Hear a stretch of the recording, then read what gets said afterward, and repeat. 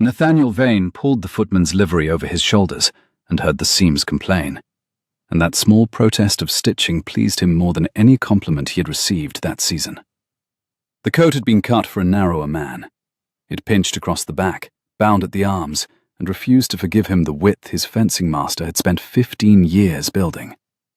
He worked the last button through, with fingers that had never in his life fastened another man's coat, and when he looked at himself in the long glass of the dressing room, borrowed plush, borrowed gloves, his own hard jaw above a collar that did not belong to him, he saw a stranger, a servant, a nobody. Exactly the man he meant to be for the next fortnight. "You will be discovered before noon," said Pelham, who had been the Duke of Calderwood's valet for 20 years and considered the entire scheme an affront to good order. "Your hands, Your Grace. Forgive me. A footman's hands are not those hands." "Then I shall keep them behind my back, as the good ones do." "And your voice?" "I have a voice for the stables and a voice for the lords. I am told they are not the same man." Nathaniel turned from the glass. "Calder is away in town until the month's end. The new companion arrives today, hired sight unseen by my mother's solicitor, recommended by a woman I have never met. She will come into this house, take the salary I pay, sit at my mother's elbow, and within a week she will know my mother's habits, her weaknesses, the hour she is least guarded. I will not hand a blind woman over to a stranger on the strength of a letter. I mean to watch the stranger first. A footman is furniture. No one performs for furniture." Pelham's silence had a great deal of opinion in it. "Say it," Nathaniel told him. "Your mother, Your Grace, has not been able to see your face for 3 years. She knows you by other means now. She will know you. My mother believes I am in Northumberland, buying a hunter I have no intention of buying. She is expecting her son's footman to be exactly what he appears." He tugged the borrowed glove smooth. "John. I'm John, hired on from the Hartfield house. Try it." "I will not call you John." "You will, or you will give the whole game away with a flinch every time someone in the hall says it. Which is why you will not be here to say it. You go back to town within the hour, Pelham, before the new staff learn your face. A duke's own valet hovering over a new footman would undo me by Tuesday. Carry the story to London that I am in the north. Wait for my letter. No one in this house knows you, and no one shall." Pelham drew himself up to the precise height that 20 years of service had taught him to deploy as a final objection. "John," he said, as though the word had been left out overnight and gone sour. Below them, the great bell at the gate rang once, and a carriage came up the drive over wet gravel, and the spring rain that had been threatening since dawn finally let itself down in earnest across the parkland of Calderwood Hall. Miss Clara Ainsworth had counted her remaining coins 3 times on the road from the receiving inn, and the count had not improved with repetition. 11 shillings, a clergyman's daughter's whole fortune, and a position she had taken without seeing the house, the lady, or the salary, written in any hand but a solicitor's. She had learned, in the 2 years since her father's living had passed to a stranger and his roof with it, that a woman with 11 shillings does not interview her employers. She accepts.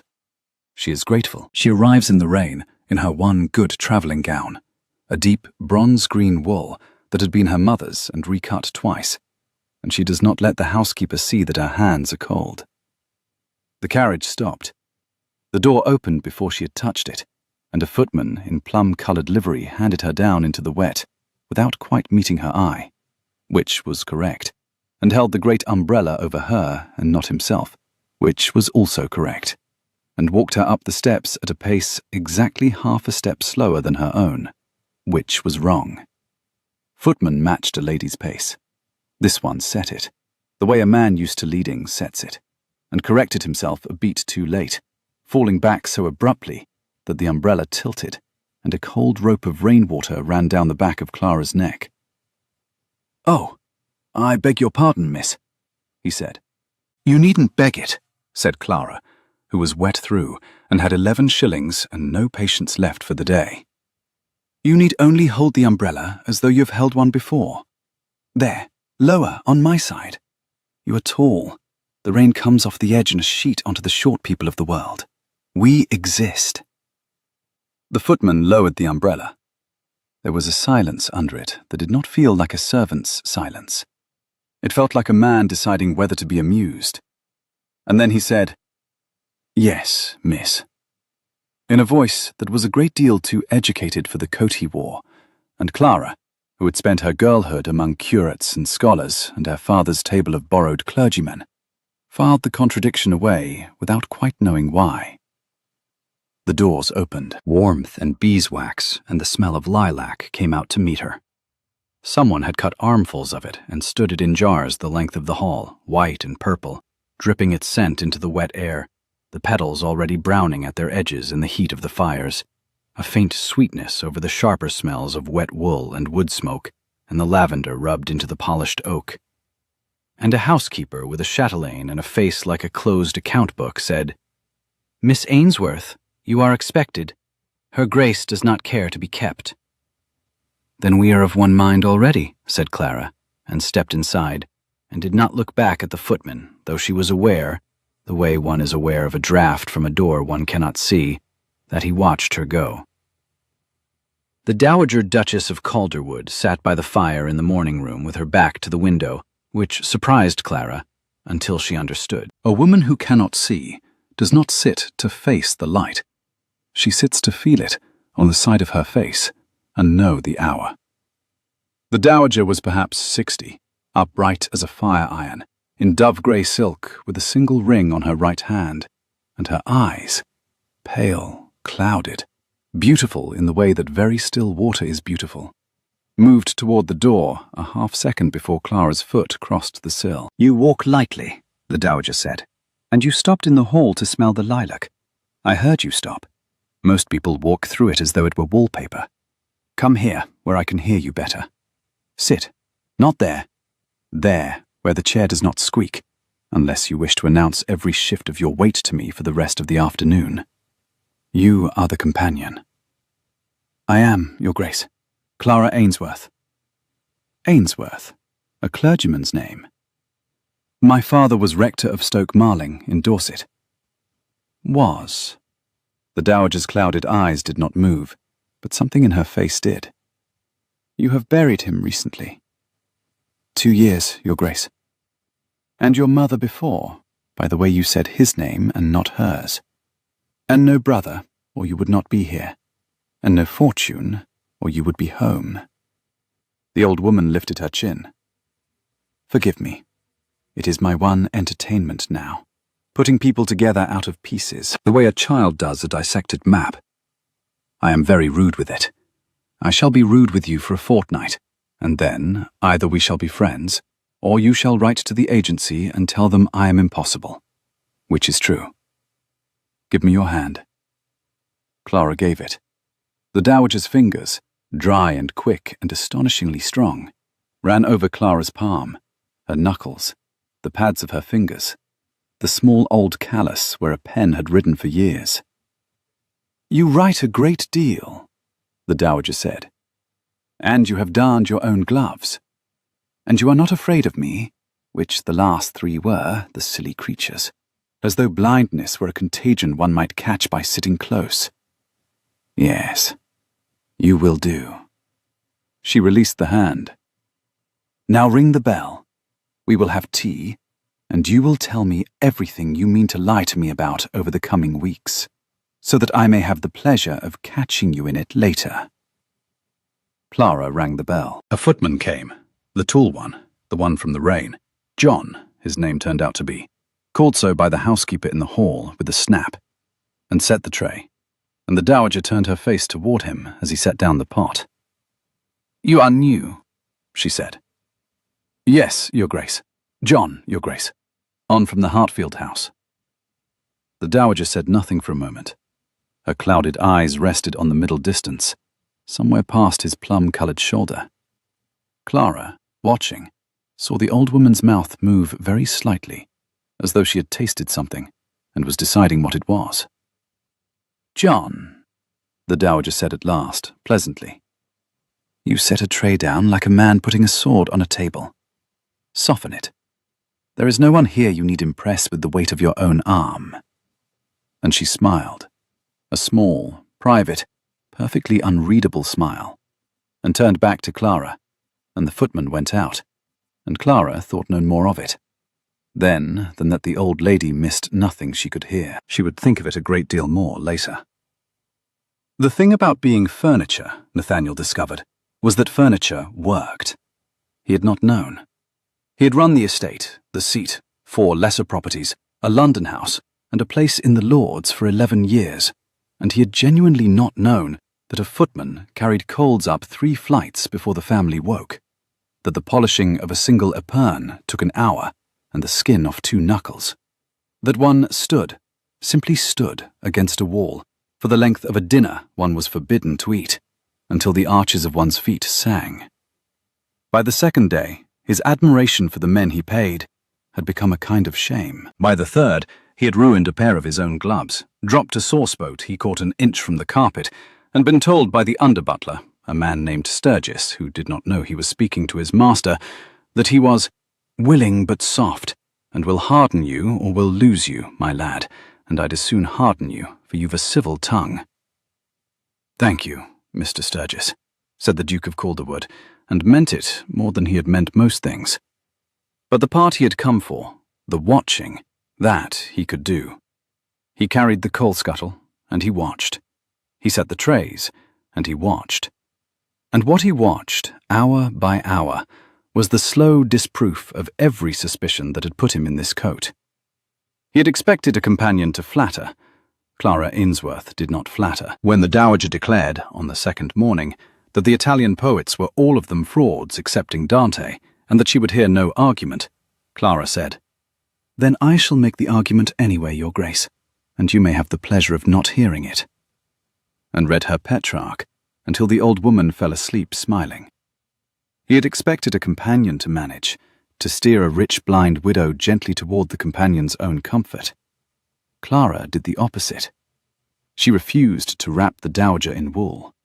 She let her pour her own tea and spill it and swear at it. She walked her out into the wet garden over the housekeeper's objections. "She will take cold, miss." "She will take cold, sitting indoors resenting the door, Mrs. Felden, which is worse." And stood the old woman in the middle of the lilac walk and said, "There, now you are in it, not beside it." And the Dowager had lifted her ruined eyes to the rain and breathed in until her whole frame shook. And Nathaniel, raking gravel 40 feet away because Sturgis had set him to it, had to turn his face to the hedge. The rain came soft and grey and smelled of turned earth and bruised lilac. It beaded on the old woman's grey silk and ran down the rake-handle cold under his blistered palms. Somewhere, a thrush sang the wet morning open. The gravel hissed under the rake. The whole drenched garden breathed lilac at them, sweet and heavy and almost too much, the scent a blind woman could drink when she could no longer see the blooms that made it. He had come to guard his mother from a stranger. He had not reckoned on the stranger guarding his mother better than he did. "You, John." Clara's voice, behind him in the lilac walk. He had not heard her cross the gravel. She walked lightly. The Dowager had said so, and it was true. He was learning the truth of every small thing the old woman had heard in their first hour. He turned, rake in hand, and remembered to lower his eyes a beat too late. "Miss?" "Her Grace wishes to go to the lake, and Mrs. Felden wishes her to die of a chill indoors first, and the 2 wishes have reached an impasse that requires a third party of no opinion and considerable arms." "You have considerable arms." Clara looked at him, frankly, the way she looked at everything, as though appraising a horse she could not afford. "You also have a footman's coat and a fencing master's shoulders, and a way of standing as though you expect a room to arrange itself around you. And I have not decided what to make of that, so I shall make nothing of it for now. Bring the chair with the cane seat. Mind the wheel, it sticks." She turned and walked back toward the house, and Nathaniel stood holding the rake, with the curious sensation of a man who has spent his whole life being read by people who flatter their reading, and has just, for the first time, been read by someone who did not care whether the reading pleased him. He brought the chair. He minded the wheel. He admitted to the hedge, in some difficulty. The trouble with watching a person, Clara had always found, was that a person watched back. Not all of them, of course. Mrs. Felden did not watch, she accounted. Sturgis, the under-butler, did not watch. He supervised. The other servants moved through the house at the particular angle of people who have learned that to be seen is to be given more work. And Clara, who had been one of them in spirit, if not in livery, these 2 years, knew the angle and respected it. But the tall one watched. John. He watched her the way a man watches a chess problem he has set himself, and the watching would have offended her. She had been the object of a great deal of male attention since misfortune had stripped her of the protection of a name, almost none of it kind, except that there was nothing in it she could name as appetite. He watched as if he were trying to solve her, as if she were a contradiction he could not file. Which was rich, Clara thought, considering the silver. She had seen it on the 3rd day, when she came down early to fetch the dowager's shawl, and found the new footman in the breakfast room with the canteen open, counting the place settings against a list, and he had counted them in a murmur, and the murmur had numbers in it the way an educated man's numbers came. Primus, secundus. No, that was her own ear inventing Latin. But the rhythm of him counting was the rhythm of a man who had been taught to count by a tutor and not by a butler. Considering the books, she had found a volume of Tacitus left open on the bench by the boot room, face down, spine cracked at a passage on the corruption of provincial governors, and no footman in England read Tacitus on his half-hour. And when she had picked it up and turned to put it on the shelf, John had come in, seen it in her hand, and gone perfectly still, a stillness so complete and so quickly mastered that it told her more than a confession. Considering the way he said her name, or rather, the way he did not. He said Miss, with a small downward inflection, the way a gentleman says it to a woman he has not yet been introduced to and means to be, not the flat Miss of a man whose whole world is below the green baize door. She did not know what he was. She knew what he was not, which was a footman from the Hartfield house, because she had, God forgive her, she had so little and she could not afford to be wrong, written a careful, idle, gossiping letter to a school friend married into Hartfield's county, and the friend had written back that the Hartfields had let no man go that spring, and had never, in living memory, employed a John. So, he was someone, wearing nobody's coat, in a house whose master was conveniently absent, watching the master's blind mother and the master's mother's companion. Clara was very frightened, for one entire afternoon. Then she was not, because she did the sum the dowager had taught her, putting a person together out of pieces, and the pieces did not add to a thief, or a seducer, or a spy. They added to a man who carried coal he plainly resented carrying, who had wept. She had seen it, his face turned to the hedge, when an old blind woman lifted her face to the rain, who had brought the cane chair and minded the wheel that stuck without being told twice, and who watched the dowager when he thought no one saw him, with an expression Clara had only ever seen on one kind of face in her life, the face of a son. She did not say it aloud. She was a woman with 11 shillings. 11 still, for she had not been paid, and a position, and no protector. And she had learned that what you know is a coin, and you do not spend it until you must. But she watched him back, after that, with a different question. Not, who are you? But what are you doing here, in that coat, to these people you so plainly love? And the dowager, who heard everything, heard the change in the room when the two of them were in it, and said nothing, and smiled her small, unreadable smile into the fire. The first open skirmish came over a teacup. It was a Sèvres cup, soft paste, the blue of a particular sky, with a chip on the rim the size of a barleycorn, and the dowager would drink from no other. Mrs. Felden had been trying to retire it for a year. "It is chipped, Your Grace, it is not fit." And the dowager had been refusing for a year, and on the 5th day of Clara's tenure, the matter came to a head, because a new under-housemaid, not knowing the law of the house, washed the cup and set it on the high shelf in the still room with the chip turned to the wall, and the dowager, reaching for her tea after breakfast, was given a whole cup, a perfect cup, a stranger's cup, and set it down so hard the saucer cracked. "This is not my cup." "It is a better cup, Your Grace." "It is not my cup. My cup has a chip. I put my lip to the chip. I have put my lip to the chip every morning for 9 years, and I know the morning by it, the way you know it by the window you cannot imagine doing without. Bring me my cup."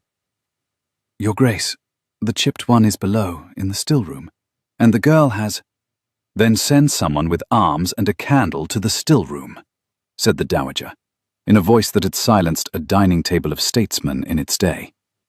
"And have my cup." It was John who went. Clara watched him go, sent by Mrs. Felden with a jerk of the head, the way one sends the newest and least, and she watched him come back after a quarter of an hour, with the chipped cup washed and warmed, and the chip turned to where the dowager's right hand would find it, because he had set it down. Clara saw this, saw it and understood it whole.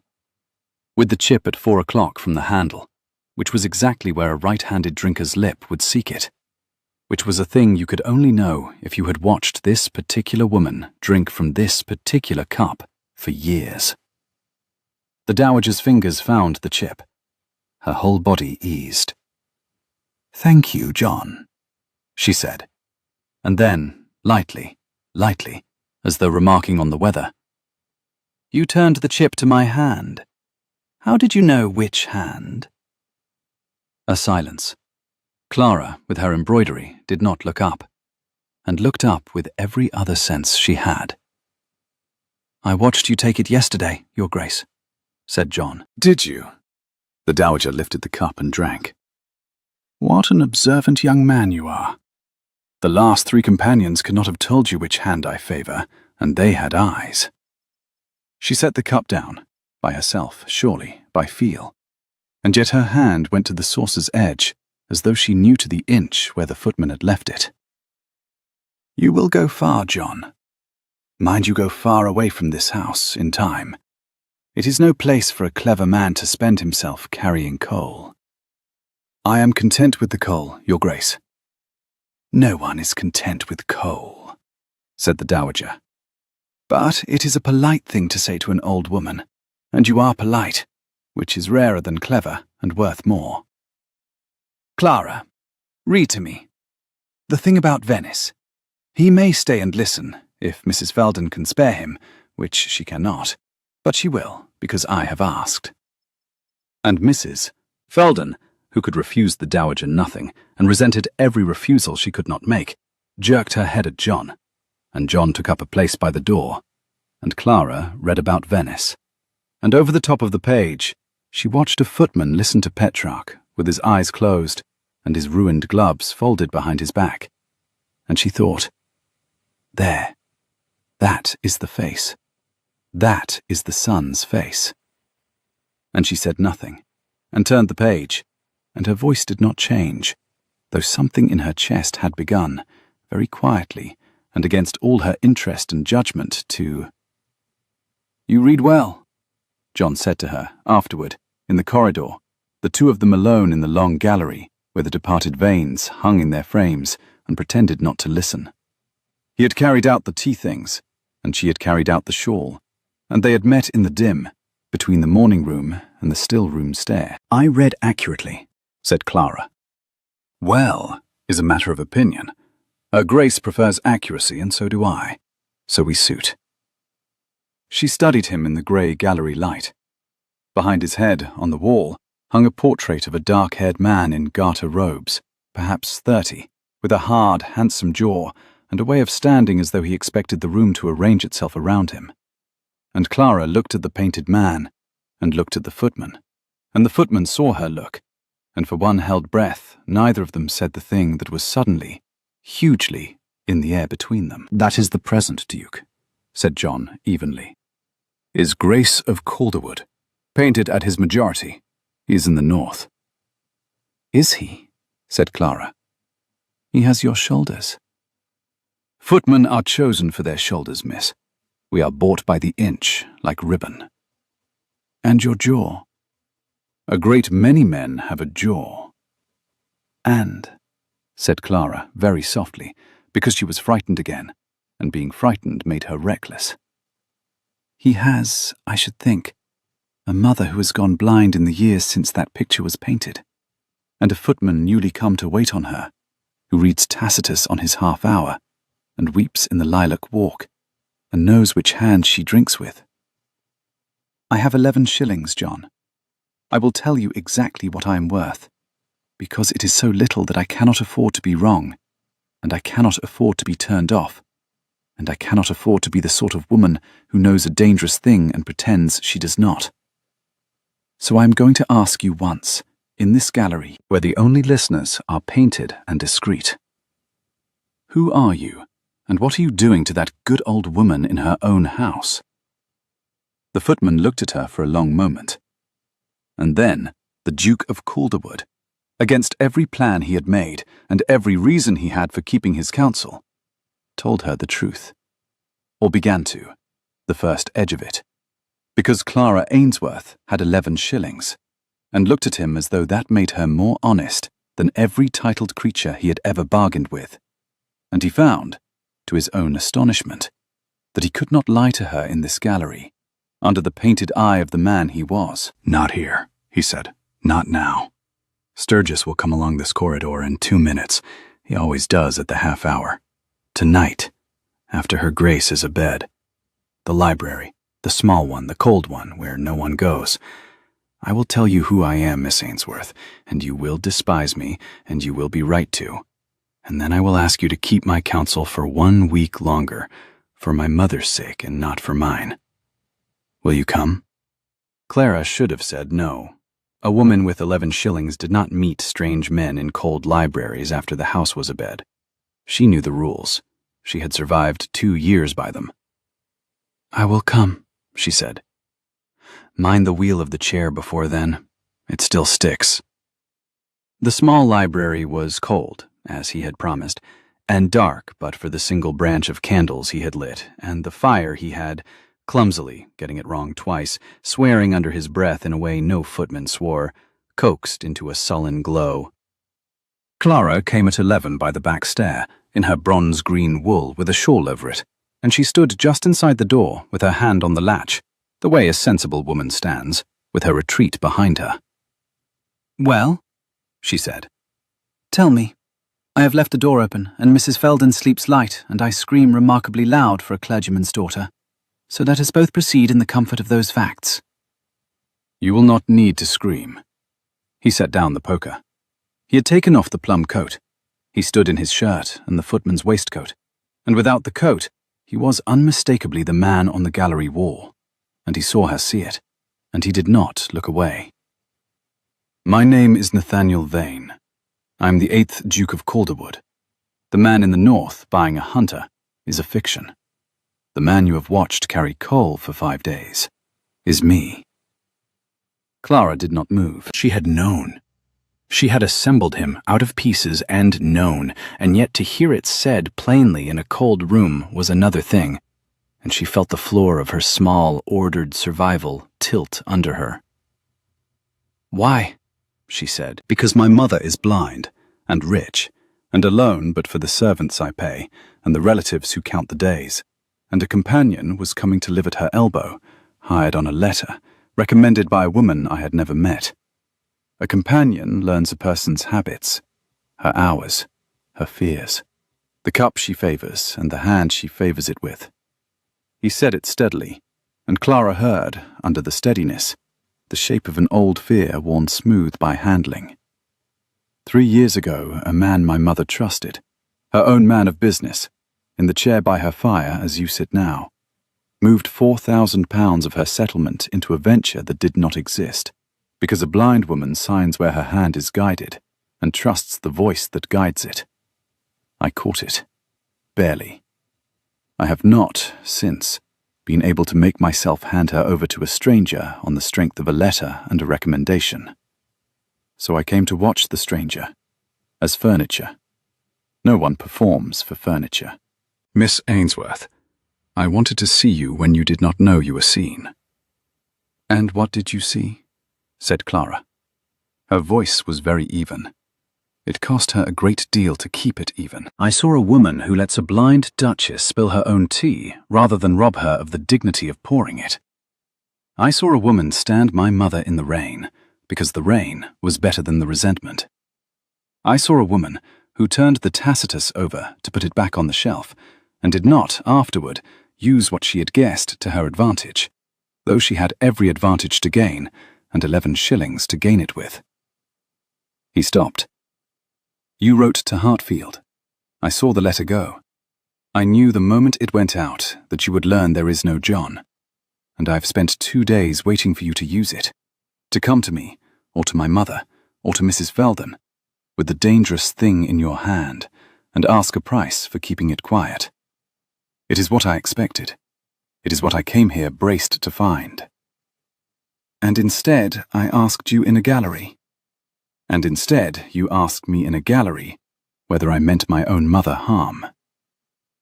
Nathaniel Vane, 8th Duke of Calderwood, looked at the companion with 11 shillings, and his hard jaw was not steady now. Do you know how long it has been since anyone in my life asked me a question to which the true answer cost me something, and waited for it, and did not first calculate what my answer was worth to them? You shame me, Miss Ainsworth. You have shamed me for 5 days, and you did not know you were doing it, which is the only kind of shame worth a damn. The fire cracked. Somewhere above them the old house settled on its bones. This is a great deal, said Clara at last. To lay on a woman with 11 shillings at 11 o'clock at night. And, because she was frightened, and the fright had nowhere to go, and the man before her had just turned out to be both the most powerful person she had ever stood alone with, and the most undone. She laughed. It came out of her before she could stop it, helpless and astonished, and after a horrified instant, she saw the corner of his mouth go.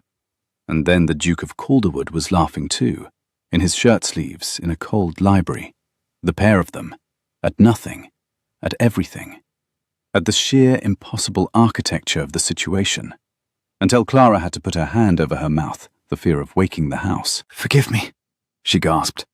It is only, you carried the coal so badly. I watched you carry it. You held the scuttle as though it had insulted you. It had, repeatedly. He wiped his eyes with the back of a ruined glove. Sturgis says I am willing but soft, and he will harden me or lose me. Sturgis is right. Sturgis is entirely right, and does not know he is correcting his master, and I have never in my life been corrected so usefully or so often as I have been this week by men who do not know who I am. He sobered slowly, the laughter draining to something quieter and more dangerous. 1 week, Miss Ainsworth. That is what I came to ask. My cousin, Sir Hugh, is coming on the 17th. He is my heir, while I am unmarried, and he takes a close interest in my mother's health and my own continued bachelorhood, in roughly that order of affection. He has wanted my mother declared unfit for a year, so that her estate falls under a trustee of his choosing, which would be himself. If he learns the Duke is in his own house dressed as a footman, he will have all the proof of family madness he requires, and he will use it against her as much as against me. Give me until he comes and goes. Keep John alive a week longer. After that, I will put on my own coat, and you may despise me at your leisure, and from a position of perfect safety, with a quarter's wages in your hand and a character in your pocket, whatever you decide. Clara was quiet for a long moment. The candle flames bent. The cold of the room had got into her shawl. I do not despise you, she said. That is the inconvenient truth, Your Grace, and I would much rather despise you, because a woman in my position cannot afford the alternative. I will keep your John alive a week, not for your sake, for hers. She is the best company I have had since my father's table emptied, and I will not have a grasping cousin put her in a trustee's keeping while I stand by with a secret in my pocket I might have spent to stop it. But understand me. She lifted her chin, and in the candlelight she was, the Duke thought, the most beautiful thing he had ever been afraid of. When the week is out and you put on your coat, I go back to being a woman with 11 shillings, and you go back to being a man with 40,000 a year, and the gallery and the cold library and the carrying of coal will be a thing that happened to 2 other people. I will not be your romance, Your Grace. I have watched what becomes of companions who let themselves be a great man's spring diversion. I have 11 shillings, and my own good name, and the name is the more valuable by a distance. So, we are allies for a week. We are nothing for a week. Are we agreed? We are agreed, said the Duke, who had never in his life agreed to anything he intended less to honour. The week that followed was, the Duke of Calderwood would think for the rest of his life, the happiest of it, and the most secret, and the most absurd. They conspired. That was the shape of it. The 2 of them, the Duke Footman and the companion, drawn into a single, quiet alliance against the absurdity of his disguise and the approaching shadow of his cousin. And an alliance is a near and a perilous thing, for it requires 100 small private exchanges a day, 100 looks across a room that mean, keep your countenance, and not yet, and now. And there is no faster way to fall than to share a secret with someone you ought not to share a hedge with. She covered for him. When he set a tray down like a swordsman, she would say, before Mrs. Felden could mark it, "John, take the heavy end of the screen to the window. You are the only one of us with arms."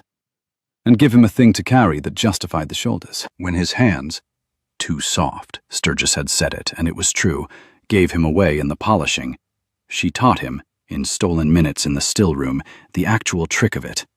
Leather and rouge and the figure of 8, her own competent ink-stained fingers over his. And neither of them spoke while she did it, and both of them were entirely too aware of the silence. The still room smelled of beeswax and vinegar and the cold stone of the floor. Rain ticked at the one high window. The rouge stained their fingertips a soft rust that would not wash off till morning. His knuckles were warm under hers. The single tallow candle hissed and guttered and threw their 2 shadows long and unsteady up the whitewashed wall. And Clara watched the shadows so that she need not watch the man, and watched the man in the shadows instead, which was worse. He learned her, in return, the way she had been learning the dowager, out of pieces. That she hid bread in her napkin and gave it to the kitchen cat, who was nobody's, and therefore hers. That she had 3 handkerchiefs, and one was her mother's, and she did not use it, only carried it. That she could not abide a door left ajar, and would cross a room to close it, a small tyranny she was unaware of, and that he began, helplessly, ridiculously, closing doors before she reached them, so that he might watch her notice the room set right, and not know who had set it. And they made the dowager laugh. That was the 3rd strand of it, and the strongest.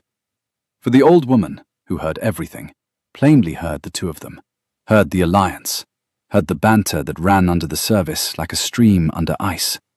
And instead of suspecting it, she fed it.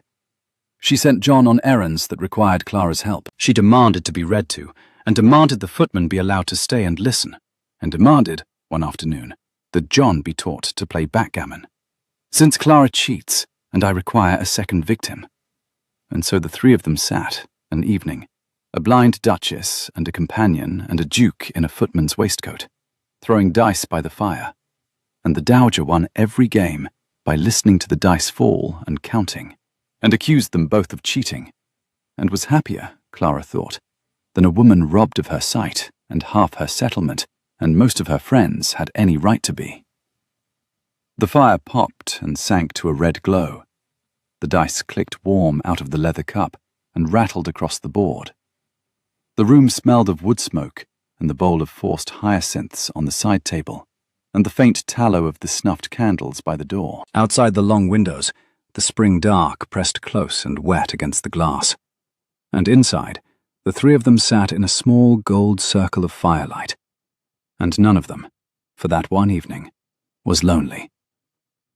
"You are good for her," the Duke said one evening on the back stair, the two of them passing in the narrow dark, his arms full of the supper tray, and hers full of the dowager's shawl, and the stair so narrow that they had to turn sideways, and even so his shoulder brushed hers, and neither of them, this time, stepped back. "You are good for her," said Clara. "You, the sun. She has come alive this week, and it is not me, John, whatever you tell yourself. It is the sound of you in the house. She turns toward you when you come into a room.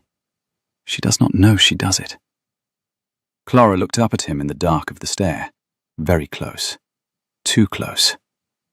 "She does not know it is you, and yet she knows it is you. I cannot make the sum come right, and it troubles me. Move your arm, Your Grace. Your tray is dripping gravy on my one good gown, and I cannot afford another." He moved his arm. He did not move otherwise. The stair held them both in its narrow dark for one more breath than was wise.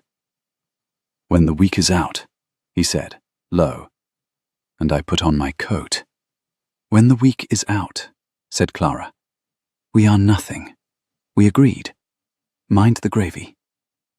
She went up. He went down. Both of them, in the dark, smiled at the wall, and neither would have admitted it under torture. What neither of them knew, what Clara would not learn for 2 more days, and the Duke not until it was nearly too late, was that the Dowager Duchess of Calderwood had known her son for a footman from the moment he set down the first tray. She had known him in the first hour.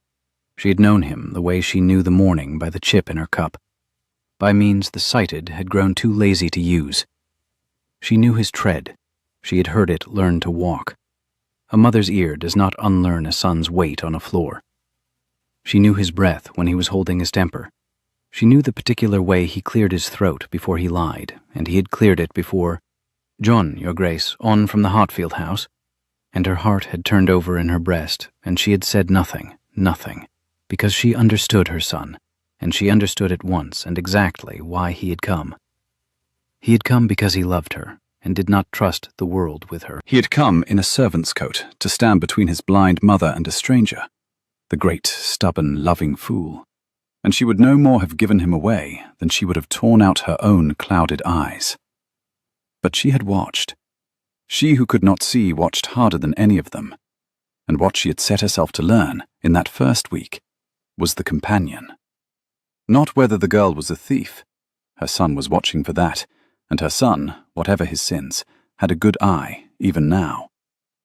What the Dowager set herself to learn was whether the girl was the one. Whether the woman the agency had sent by accident into this house at the exact hour her son had hidden himself in it was a woman worth her son. She put Clara together out of pieces, as she put everyone, and the pieces added to bread saved for a stray cat, and a mother's handkerchief carried and not used, and a refusal to flatter, and 11 shillings spent on no advantage when a fortune in blackmail sat in the girl's 2 hands, and a laugh in the gallery. She had heard it, 2 floors up, the night they met in the cold library. She heard everything. A laugh shared with a man she believed to be a footman, which meant the girl had laughed at the man and not the title, for she had not known the title then. And the Dowager Duchess, sitting blind by her fire while her son carried coal and the girl read her Petrarch, made up her mind a full week before either of the young fools below her made up theirs. She approved of the girl first. She only had to find the way to tell them so. Sir Hugh Vane arrived on the 15th, in the rain, 2 days early, in a curricle he could not afford, pulled by horses he had not paid for, with his man of business, Mr. Grimsby, riding behind, and he came up the drive of Calderwood Hall with the particular satisfaction of a man arriving early precisely to catch a house unprepared. He very nearly caught it. For it was John who was sent out into the rain to hand him down, Sturgis being engaged, and the new man being nearest the door. And so the Duke of Calderwood, in plum-coloured livery and a footman's gloves, found himself holding the umbrella over the head of the cousin who wanted his mother declared mad, and his own self childless and gone. And Sir Hugh, stepping down, looked at the footman holding the umbrella with the idle contempt of a man looking at a tool, and did not know him. Did not know him. 11 years of Christmases, of shooting parties, of family dinners where Hugh had measured the Duke's health with his eyes and counted the years to his inheritance. And Hugh stepped down out of the curricle, looked his cousin full in the face, and saw a footman, because the coat told him footman, and Sir Hugh Vane had never in his life looked past a coat at the man inside it. "You," he said, "take the bags. Mind a small case, it has papers. Where's the under-butler? Tell him Sir Hugh is come, and tell my aunt— No, do not tell my aunt. I shall surprise my dear aunt." And he smiled, and went up the steps, and did not give the footman with the umbrella a second glance. And the Duke of Calderwood stood in the rain, holding his cousin's small case of papers, and thought, with a cold clarity that the week of coal had taught him, "He means her harm, and he means it now, and I am wearing the one coat in England that lets me watch him do it." He carried the small case in. He did not quite give it to Grimsby. He set it down in the hall by the lilac jars, where the wet plum of his sleeve hid it, and he marked the room it went to, and he found Clara on the gallery stair, and said 3 words as he passed. "Hugh, 2 days. Now." And Clara's face went white and then went still, and she went up to the dowager, and the Duke went down to the servants' hall to be a footman a few hours longer, and the trap of the next 48 hours closed quietly around them all. Sir Hugh was a careful man, in the way that weak men are careful, which is to say he prepared his ground. Over dinner that night, the dowager at the head of her own table, Sir Hugh at her right, Clara at her left, and footman at the wall, one of them the master of the house standing motionless with a napkin over his arm. Hugh laid his first stones. "You are looking tired, aunt," he said, with great tenderness, carving. "Forgive me, one worries. A house this size, and you not able to— that is, and only servants and a hired companion to mind you. One worries that things might be got past you, that advantage might be taken." "Advantage is taken of me hourly, Hugh," said the dowager pleasantly. "Clara takes the last of the seed cake and tells me there was none. Mrs. Felden waters the small beer and tells me it is the brewer. I am robbed blind, as it were, on every side, and I find I prefer it to being managed. Is that pheasant? It smells underdone. John— yes, you, the tall one. Is the pheasant underdone?" A silence. Clara did not breathe. "It is a little underdone at the bone, your grace," said the footman by the wall, "though the breast is well enough." "There," said the dowager, "an honest man. They are commoner below stairs than above, Hugh, in my experience. Sit down, John. You make the room nervous standing there like a caryatid. No, fetch the other decanter first. The cellar will not have sent up the good one with company in the house. They save it, the wretches, thinking I cannot tell. I can tell. Bring up the 89.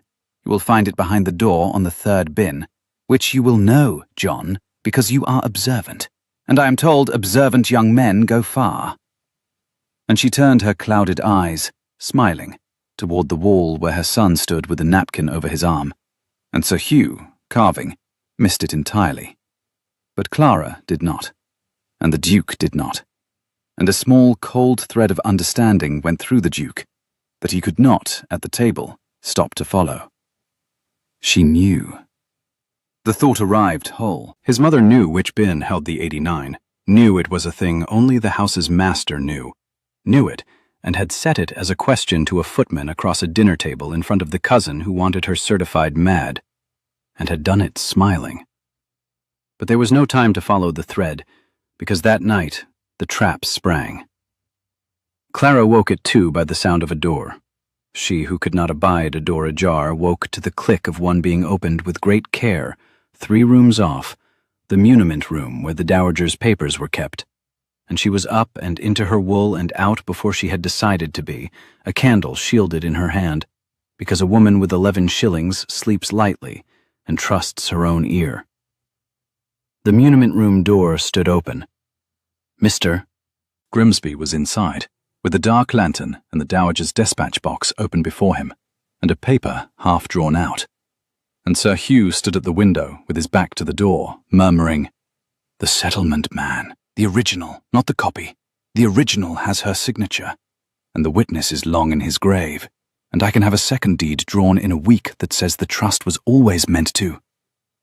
"It says nothing of the kind," said Clara from the doorway, with her candle up and her voice perfectly clear. "And you will put it back, Sir Hugh, this instant, or I shall wake the house." Two men in a dark room turned to look at one woman in a doorway. It was, Clara would think afterward, the most frightened she had ever been, and the most certain. Sir Hugh recovered first. He was good at recovering. It was the only thing weakness had taught him to be good at. "The companion," he said, smiling. "Of course. Up in the night, in your shift, in a room of locked papers. How fortunate I am here to witness it. The agency sends a clergyman's pauper daughter to a blind woman's elbow, and is the house surprised when the papers walk? You have made my case for me, my girl, more neatly than I could have hoped. Grimsby, wake my aunt, wake the under-butler. Let them find the thieving companion in the muniment room with the dispatch box open, and we shall see whose word a magistrate." "Wake the whole house," said a voice from behind Clara, low and even, and absolutely without fear. "By all means, Hugh. I should like them all to see this." And the Duke of Calderwood came forward out of the dark of the corridor into the candlelight, in his shirt-sleeves and his footman's waistcoat, with his own face on, and his cousin, Sir Hugh Vane, looked at the footman who had held his umbrella in the rain, and saw, at last, 11 years too late, the man inside the coat, and went the colour of tallow. "Nathaniel," he whispered. "Sir Hugh." The Duke walked into the room and took the half-drawn settlement out of Grimsby's slack hand, and looked at it, and put it back in the box, and closed the box. "You will be glad to know your aunt is not mad. The footman you have ordered about for an evening, the one who told you honestly that your pheasant was underdone, is her son, in his own house, who came home in a borrowed coat to find out whether the new companion meant his mother harm." He set his hand flat on the closed box. "I have my answer. She does not. You do. You have always done, Hugh, and I have always known it, and I have let it lie because you are my own kin, and a man does not like to think his own kin would rob his mother in the dark. I shall not have the luxury of not thinking it any longer. You, in that coat, you have been spying on your own family." "I have been carrying coal," said the Duke, "and learning what my servants endure for the wage I set, and watching a woman with 11 shillings to her name decline to blackmail me when she held the means, while you, with an income and a name and a curricle you have not paid for, crept into a blind woman's papers at 2 a.m. Do not speak to me of family, Hugh. You will leave at first light. Grimsby will leave with you.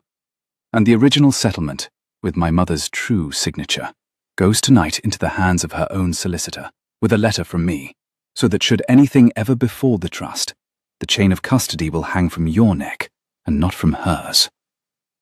He looked at his cousin without heat. "I am being merciful. I am being merciful because there is a blind old woman asleep upstairs who would weep to see a Vane taken up by the law, and I will spare her that. Be grateful for her, Hugh. She is the only thing standing between you and the ruin you have earned. Now get out of her papers."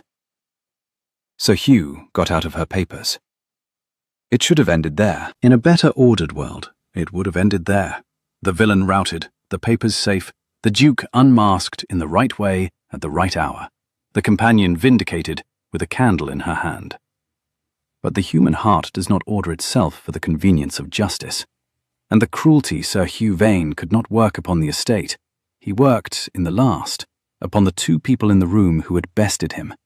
Because a cornered weak man, denied the large wound, will always reach for the small one. He was at the door, with Grimsby gathering the lantern, when he turned. He looked at Clara, at her white face and her steady candle, and her one good gown thrown over her shift. And he looked at his cousin the Duke, standing close beside her, with his hand still on the box. And Sir Hugh Vane smiled, because he had found, in the wreck of his scheme, one stone left to throw. "Tell me, Nathaniel," he said. "Does she know, your little pauper, does she know the whole of it? That you did not come to watch a stranger, you came to test her? That every kindness this week was a wager you set yourself? You told me so at Christmas, do you not recall, in your cups? I will hire no companion I have not first watched, believe herself unwatched. You laid a trap of livery and lilac and a blind mother's loneliness, and you sat in it, and you watched this poor creature pour out her honesty to a footman she pitied, never dreaming the footman was the master grading her like a horse at Tattersall's." He turned his smile on Clara, and it was almost gentle, which was the worst of it. "He has been your judge all week, my dear, not your friend. Every spilled cup you let his mother keep, he was scoring. Every honesty you spent, he was appraising it. You were never a person to him. You were an examination. And you passed, I make no doubt. You have the look of a girl who passes. But do not mistake a high mark for a heart. He will pin a quarter's wages to your character and send you down the same road you came up, and dine out for a season on the tale of the honest companion he tested in a footman's coat. Good night, aunt's pauper. You played your part beautifully." And Sir Hugh Vane went out into the dark with his lantern and his ruin, and left the small wound to do its work behind him. It did its work. Clara stood very still in the muniment room, with the candle burning down toward her fingers, and she did not look at the Duke.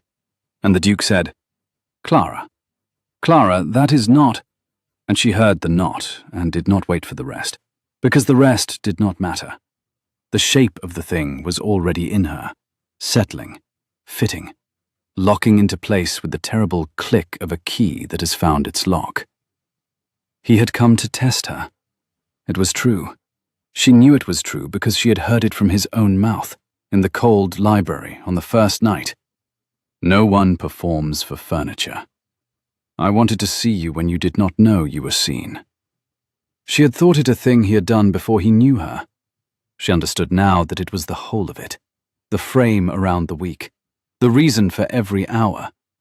She had been, from the carriage in the rain to the dice by the fire, a stranger he was grading. The umbrella held wrong, the cup turned to the right hand, the Petrarch, the backgammon, the gravy on the stair. A man had been scoring her the entire time, a great man, the greatest she had ever stood beside, and she had poured out to him the only thing she owned, her honesty, her unguarded self.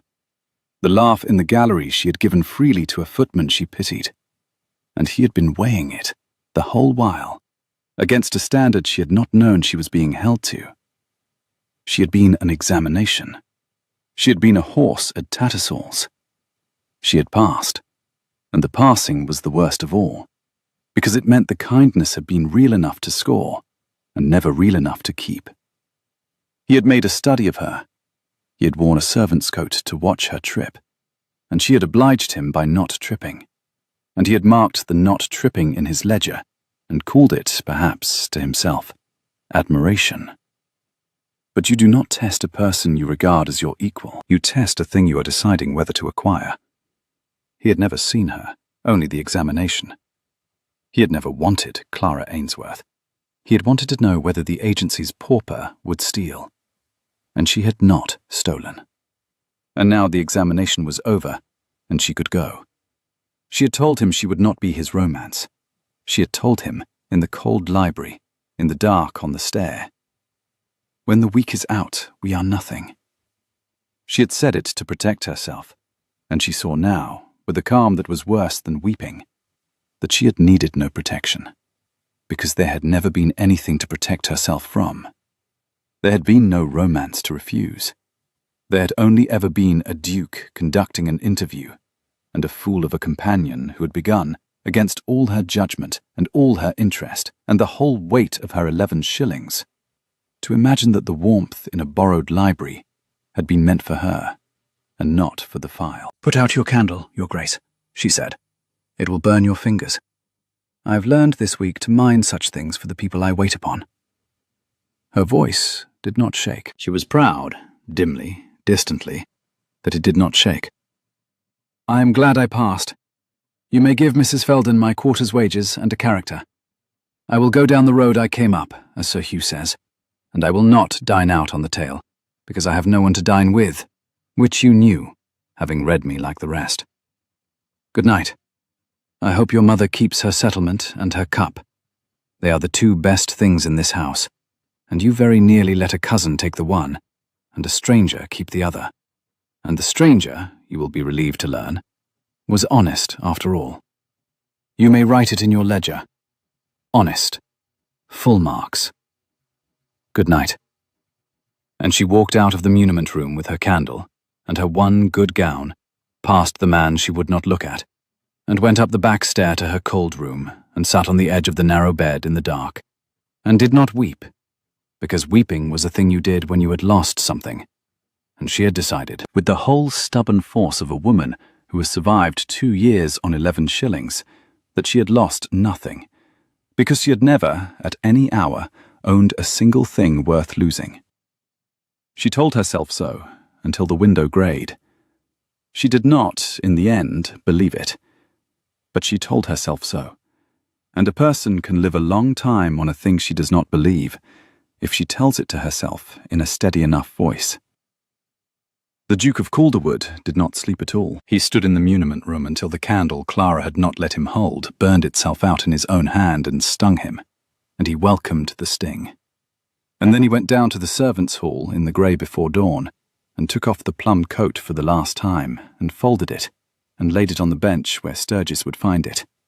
And he sat in his shirt-sleeves at the long deal table where he had eaten a week of servants' suppers, and he understood, slowly, in the cold, the full extent of what his cousin had done to him, with a single true sentence wrongly framed. For it was true. He had come to test her. He could not unmake the truth of it. It was the seed of the whole week, and it had been a contemptible seed, and he had known, even as he planted it, that there was something in it unworthy of a man who claimed to love honesty.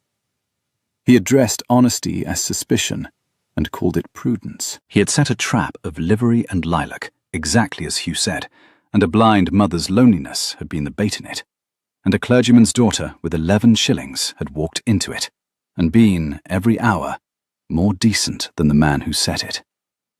And somewhere in the week the test had stopped. He could not have named the hour. Perhaps the gallery, perhaps the cold library, perhaps the narrow stair with the gravy and the held breath, perhaps the simple sight of her standing his mother in the rain. Somewhere the grading had ended, and the loving had begun, and he had not marked the changeover, because he had been too happy to keep accounts. But Clara could not know that. Clara had only Hugh's frame, that the kindness had been a wager, and the warmth a file, and herself an examination. And the dreadful thing, the thing he sat with in the cold, was that he could not prove the changeover. There was no document for it. There was no settlement, no signature, no witness. He had spent the week telling her in 100 small ways that he saw her, and now, when it mattered, he had nothing to show her but his word. And his word was the word of a man who had, by his own confession, worn a lie for a coat for a week. He could not buy his way out of this. That was the new and terrible arithmetic of it. He was a man with 40,000 a year and a seat in the Lords and 4 estates, and there was not in the whole of it a coin that would purchase back the thing he had broken, because the thing he had broken was her belief that the warmth had been free. You cannot pay a person for proof that you were not pricing them. The very offer is the wound repeated. What was left to him, then, was the one currency he had spent the week pretending to do without. Not money. Cost, a real cost, paid in the one coin a duke hoards above all others, and a pauper cannot be given. His own standing, spent in public, in front of the people whose good opinion was the air he breathed, with no calculation of return. He sat in the cold, and he worked out what it would cost, and the sum was very high. And he found, somewhat to his surprise, that he was glad it was high, because a low cost would have been one more thing she could grade and find wanting. And then, because there was one person in the house who had known him for a footman from the first tray and said nothing, he went up, in the grey dawn, in his shirt-sleeves, and knocked at his mother's door. "Come in, Nathaniel," said the Dowager Duchess of Calderwood, who was awake and sitting up and had been waiting. "Come in, and sit where the chair does not squeak, and tell me how badly you have managed it. I heard most of it. I hear everything. It is the only advantage they left me, and I have made it a good one. Sit. You have made the girl believe she was a wager." "You knew me," he said, sitting. "From the first. The bin, the pheasant. You knew."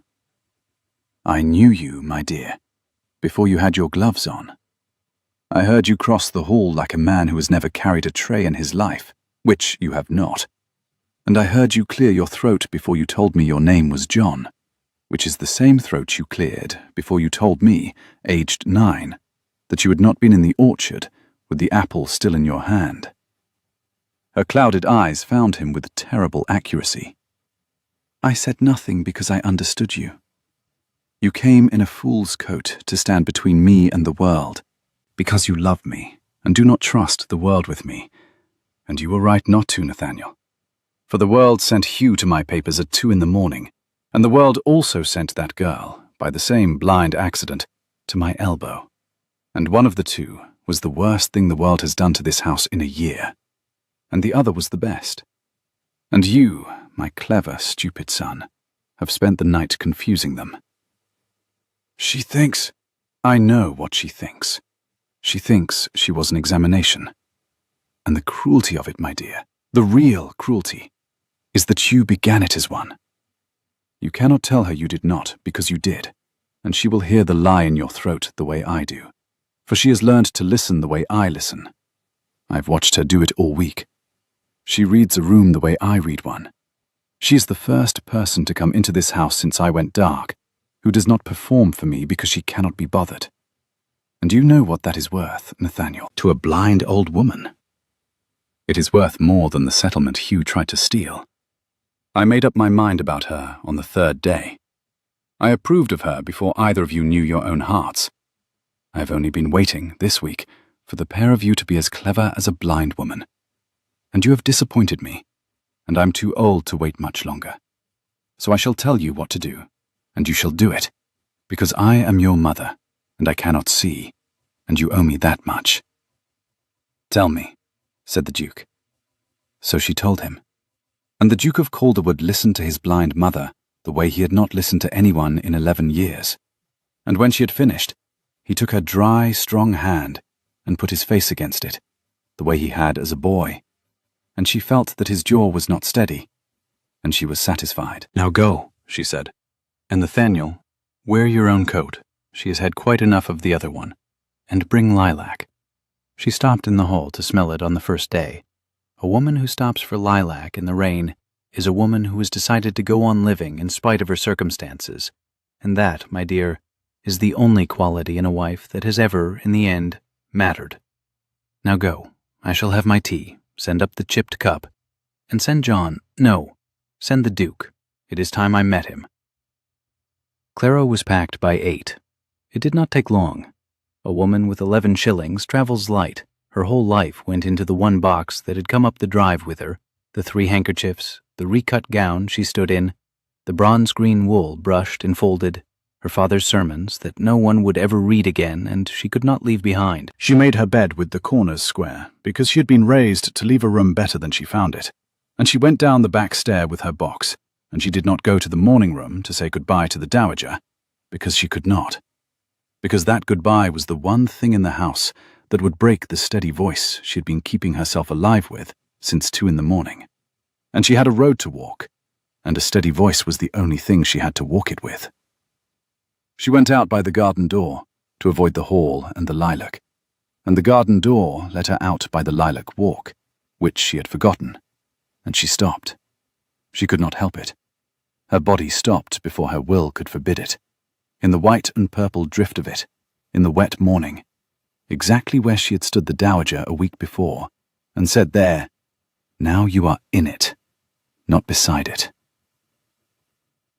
And the Duke of Calderwood was standing in the lilac walk, in his own coat, with an armful of cut lilac dripping in his arms, waiting for her, because his mother had told him she would come this way, because his mother knew the girl would not be able to face the morning room, because his mother, blind, knew the whole geography of 2 hearts better than either heart knew itself. Clara stopped.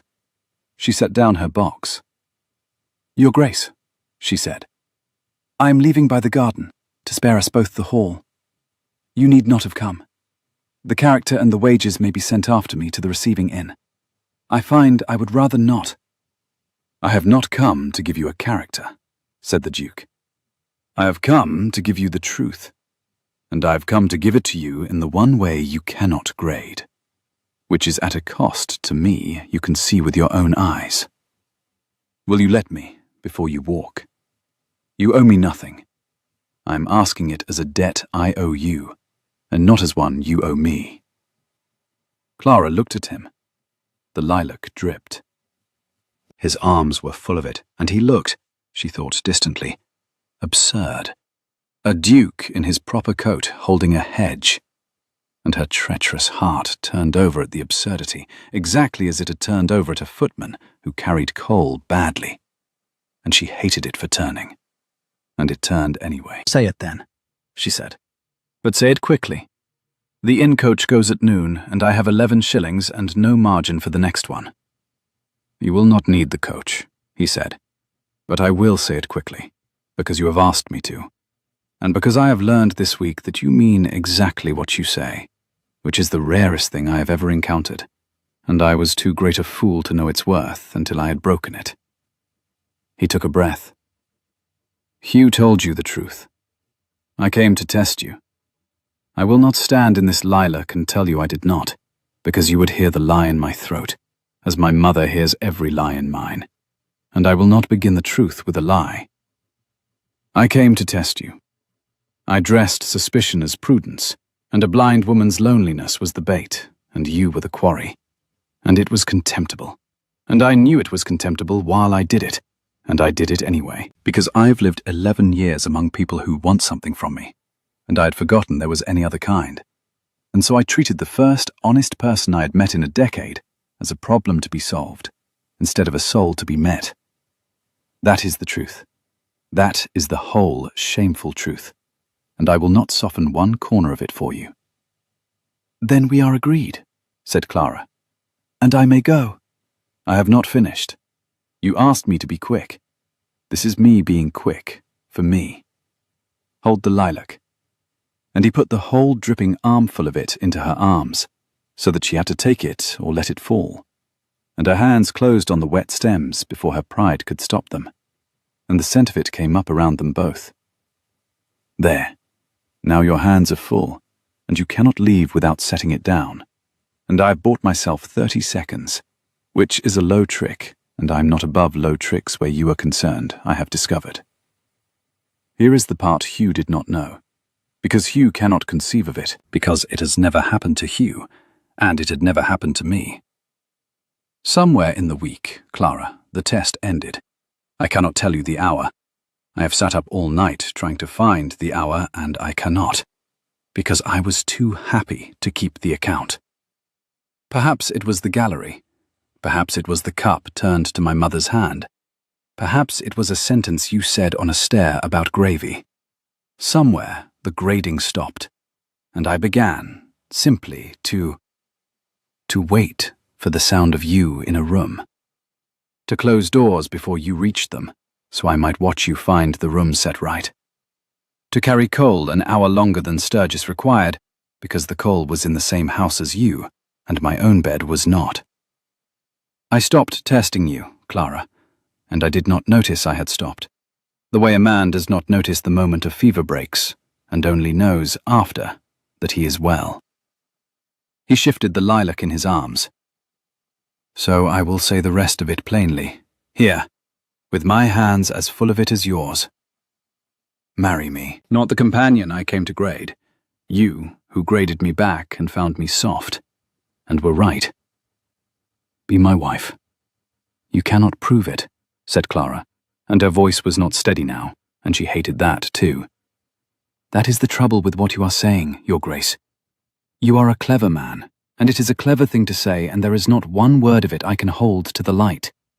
A wager looks exactly like a courtship from the inside, when the man is clever enough. You ask me to take your word, and your word is the word of a man who wore a lie for a coat for a week. And I have 11 shillings, and I cannot afford to be wrong about this. I cannot. It would cost me the only thing I have, which is the knowledge that I have never once made myself a fool for a man's convenience. You ask too much on too little surety. Take back your lilac. I am sorry. I'm going to the noon coach. I cannot prove it with words, the Duke agreed. You are entirely right. Words are the coin I have spent all week debasing, and I have no credit left in them with you, and I deserve to have none. So I shall not prove it with words. I shall prove it the only way a thing like this can be proved, which is with a cost, paid in front of witnesses, with no return possible to me. Come. Come where? To the hall, where the household is gathered, because I have gathered them. Sturgis and Mrs. Felden, and the under-housemaids, and the boy who blacks the boots, and the grooms in from the stable. Every soul who has called me John this week, and ordered me about, and corrected me, and never known they were correcting their master. They are all in the hall, Clara, waiting, because I have asked my mother to have them brought. And you are going to stand in the lilac for one more moment, while I tell you what I am about to do, so that you understand it is for the witnesses and not for you.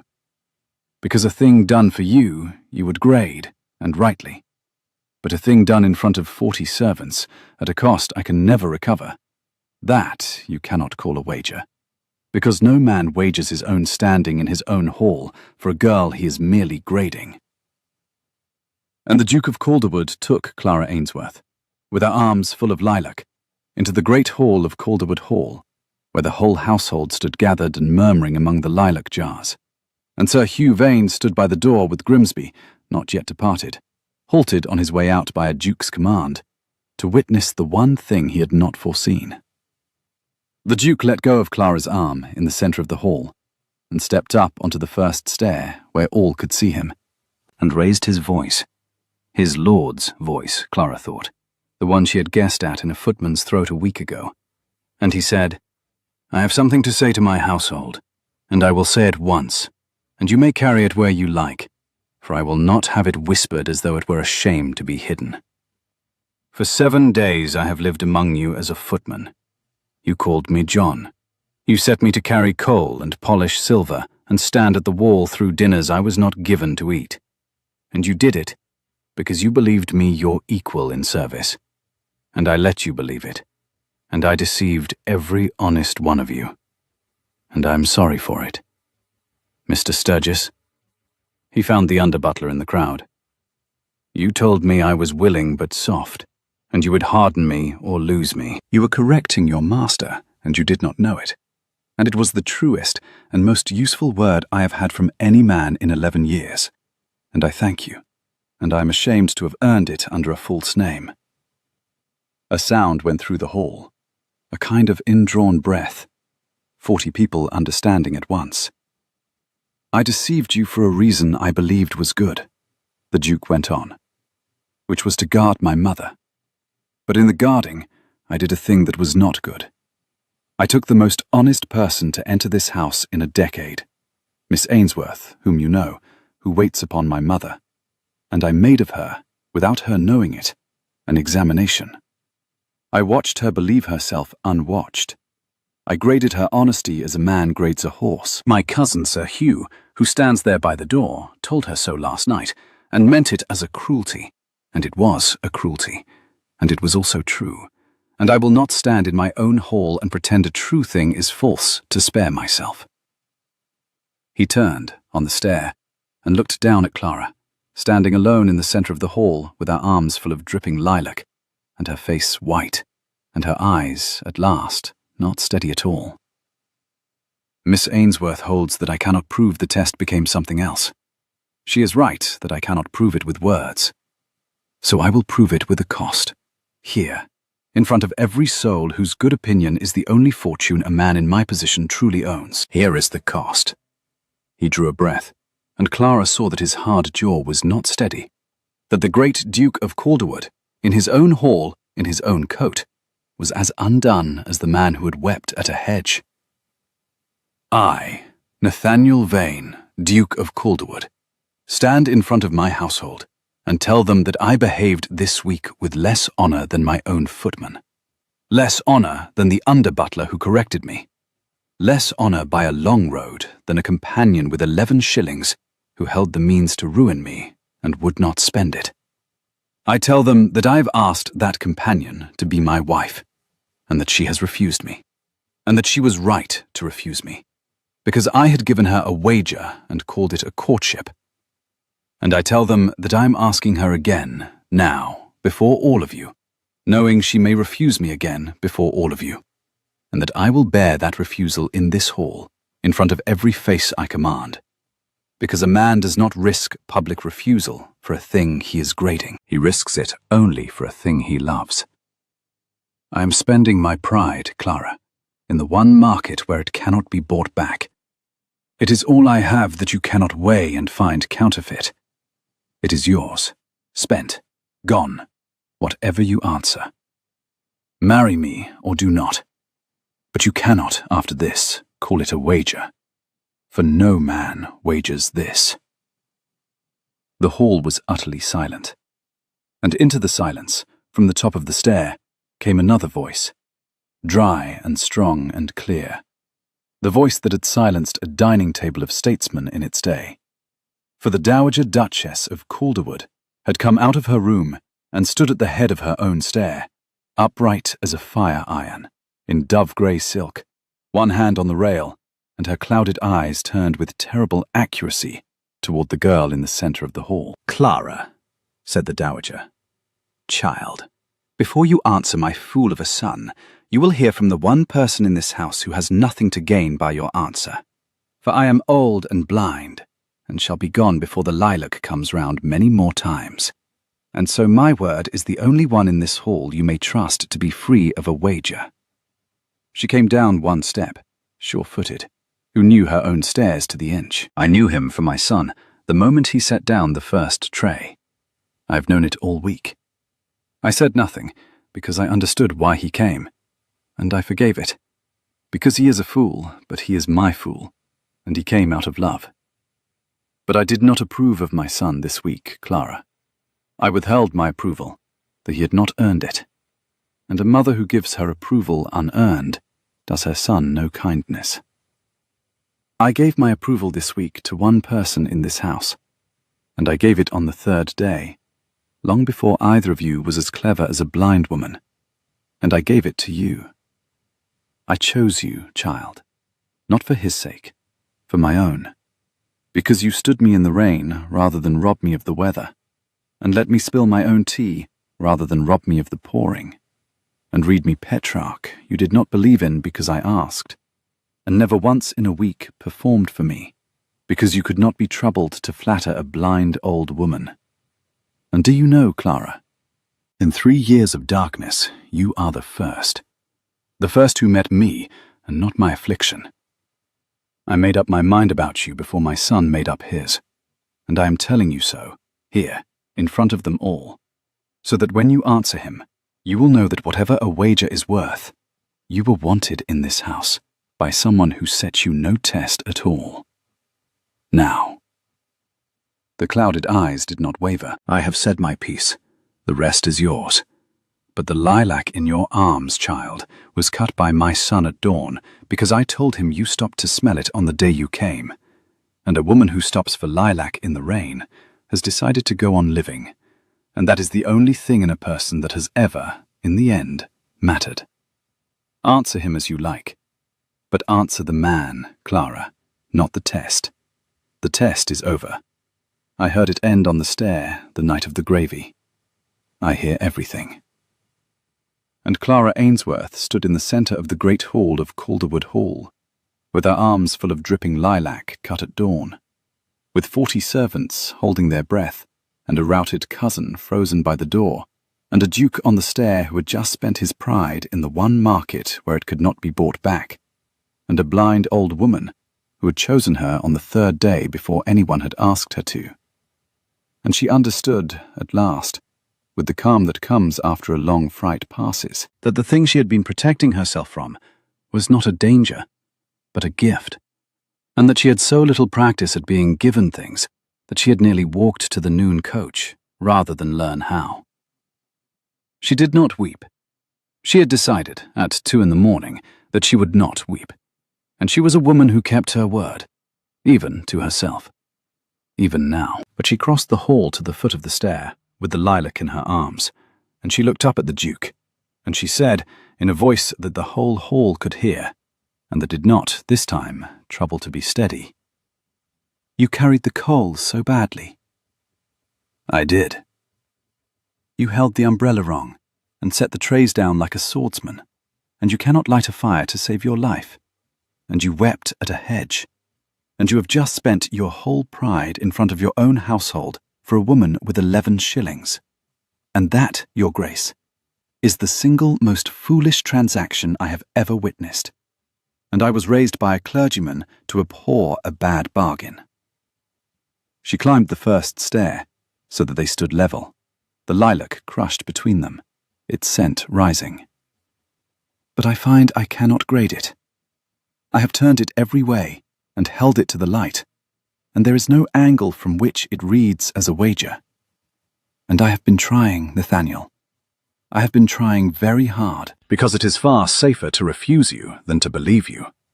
And I have just discovered that I am done at last with being safe. I have been safe for 2 years. It is a cold country. Yes. The answer is yes. Not to the Duke. To the man who carried the cold badly and meant it. Him I will marry. The Duke may come along, I suppose, as he appears to be attached. And the great hall of Calderwood Hall, which had not made a sound in 5 minutes, made a great deal of sound all at once. And Sturgis, the under-butler, was heard to say, "Well, I'll be—" "And I told him he was soft." And Mrs. Felden was discovered to be weeping into her chatelaine, and accounting it to the lilac, and the boy who blacked the boots cheered before he could be stopped, and was not, in the event, stopped. And at the head of the stair, the Dowager Duchess of Calderwood turned her clouded eyes toward the ceiling, and let out a breath she seemed to have been holding for 3 years.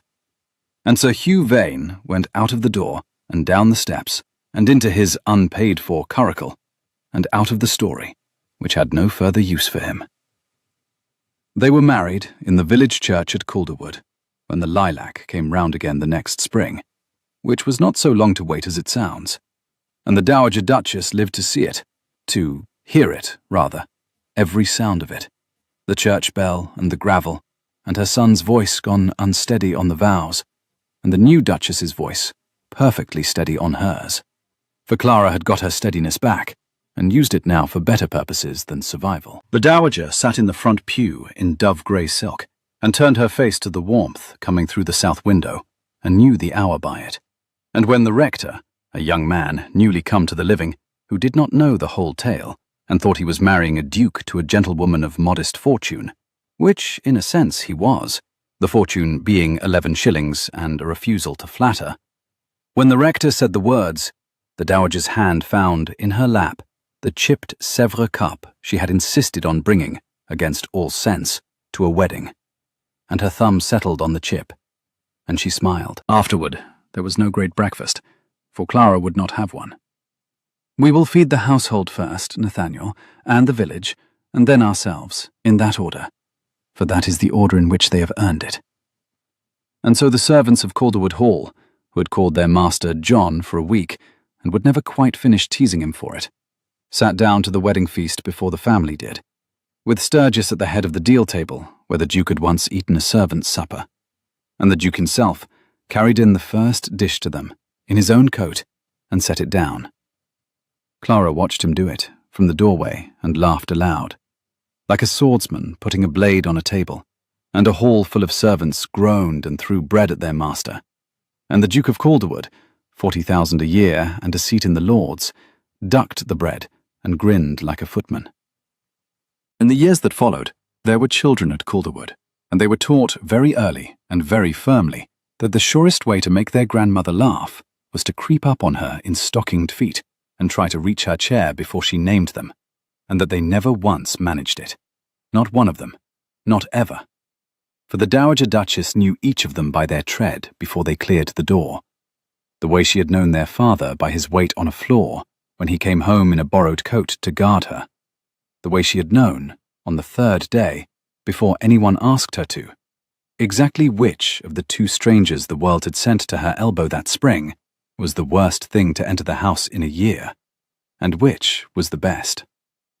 She told the children the tale, when they were old enough, on winter evenings by the fire, with the chipped cup in her hand. She told it always the same way, and it always ended the same way, with the same line, which the children would chant along with her because they had learned it by heart, that their father had put on a servant's coat to test a stranger, and had been so busy testing her that he had not noticed himself falling in love, the great fool, but that his blind old mother had noticed, sitting quietly by her fire, hearing everything, had heard the test die on the stair the night of the gravy, had chosen the girl on the third day, and had only had to wait and wait and wait for the two cleverest young people in the county to become, at last, as clever as a woman who could not see. And every spring, when the lilac came round, the Duchess of Calderwood, who had once owned 11 shillings and a good name, and counted the name the more valuable, and counted it so still, cut an armful of it in the wet morning,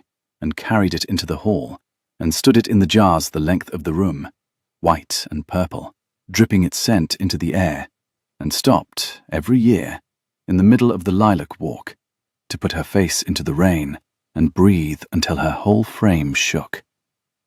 And somewhere in the house, her husband, hearing nothing, would none the less come to a window to watch her do it, and not know who had taught him to come, though his mother could have told him, his mother who heard everything, but he had learned it the way she had learned the morning by the chip in her cup, by minding the small things, at last, for the people he loved.